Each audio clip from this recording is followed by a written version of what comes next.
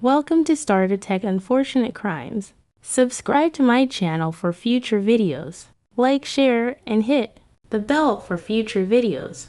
Hello everyone! Today's video is going to be a tough one as we delve into the heartbreaking cases of child neglect and abuse from across the country.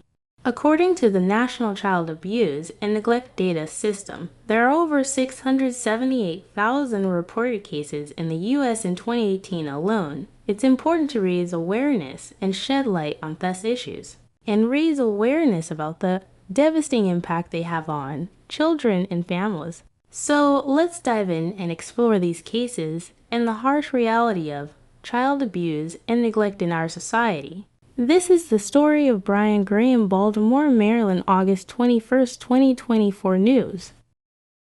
Our other big story here at 11 o'clock, a Baltimore City mother and her fiancé now facing charges for the death of a 6-year-old. That boy found unresponsive inside an apartment unit in northwest Baltimore. And WJZ live here at 11 o'clock, just outside of Baltimore Police headquarters, Christina Mendez walking us through this investigation. And Christina, such a horrible story. What have you learned tonight?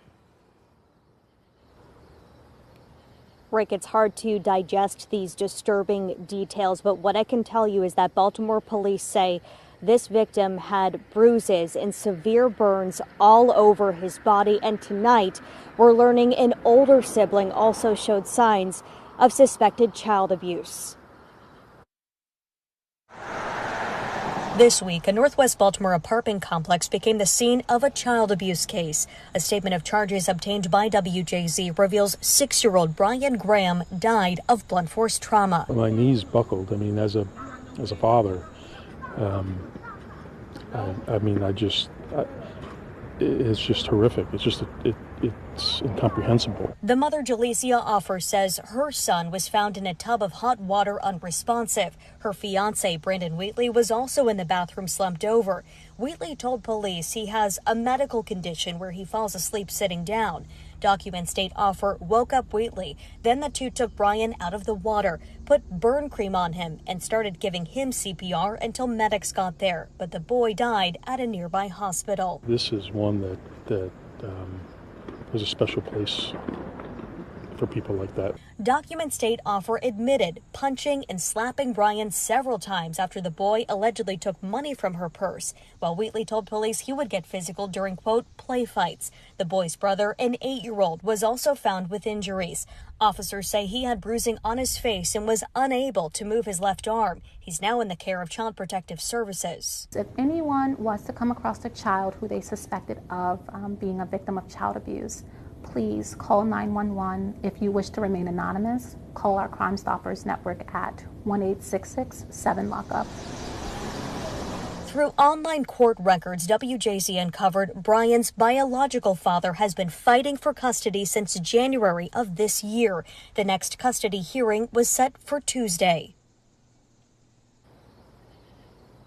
And WJZ did push for answers from CPS tonight to find out if Offer had any other interactions with their agency. So far, though, we are waiting to hear back. I'm reporting live tonight from Northwest Baltimore. I'm Christina Mendez for WJZ. That's right, Jason. The victim's brother, 8-year-old, was taken to the hospital. We'll tell you more about that as well. And police say that their investigation into what happened here is ongoing. Neighbors at this apartment complex on Greenspring Avenue in northwest Baltimore tell 11 News they noticed Wednesday when paramedics arrived and took a child to the hospital. I just seen ambulances and it was people trying to run into the building. I didn't know what was going on. Now they are extremely upset to learn 6-year-old Brian Graham died. That's crazy. That's so sad. Medical personnel alerted officers of multiple injuries to the child's body that included bruising, burns, and fractures. Police say the boy had lots of bruises and severe burn marks all over his body. They arrested his mother, 34-year-old Jalecia Offer, and her fiancé, 34-year-old Brandon Wheatley. Both are charged with child abuse and assault. According to a court charging document, Offer told police she walked past the bathroom and noticed that Mr. Wheatley was slumped over in the bathroom and her son Brian was unresponsive in the tub of hot water. Ms. Offer woke Mr. Wheatley up and pulled Brian out of the water. They called 911 and performed CPR until paramedics arrived. The boy's mother explained hot water in the tub caused Brian's burns. She also said earlier in the week she physically disciplined Brian for taking money out of her purse. She smacked Brian and punched him with a closed fist multiple times. And Mr. Wheatley continued the physical discipline after her. She also believed his bruises were caused by play fighting with his 8-year-old brother. Wheatley told police he suffers from a medical condition that causes him to fall asleep while sitting down. When Offer woke him up, the two pulled Brian out of the water, put burn cream on him, and called 911. He also told detectives he play fights with the kids, and Brian is light-skinned, so he bruises easily. According to the medical examiner's office, the victim sustained multiple fractured ribs, a lacerated liver, and internal bleeding in the head and torso. This is truly a sad and tragic incident, and our thoughts and prayers are with the family.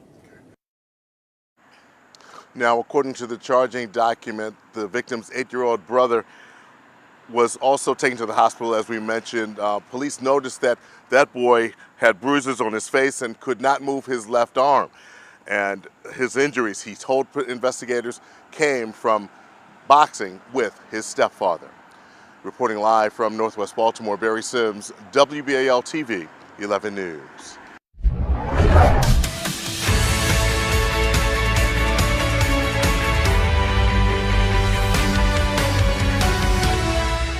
This case is both harrowing and of utmost importance. Let's discuss the alarming mistreatment of children by the very individuals who are entrusted with their care. It's a topic that demands our attention and a conversation that needs to happen. So let's kick off this conversation by acknowledging the elephant in the room, the horrendous abuse of children by those who should be their protectors.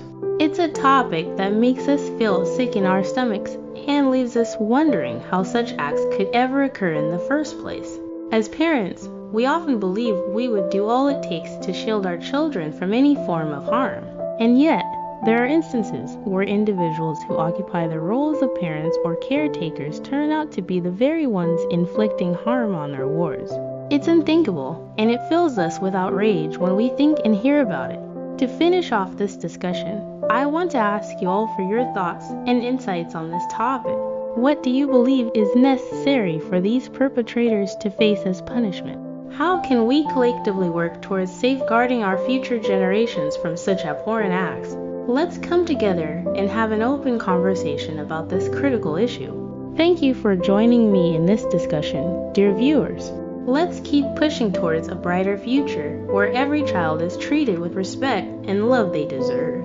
If you found this video insightful and engaging, please don't forget to like, subscribe, and share it with your friends.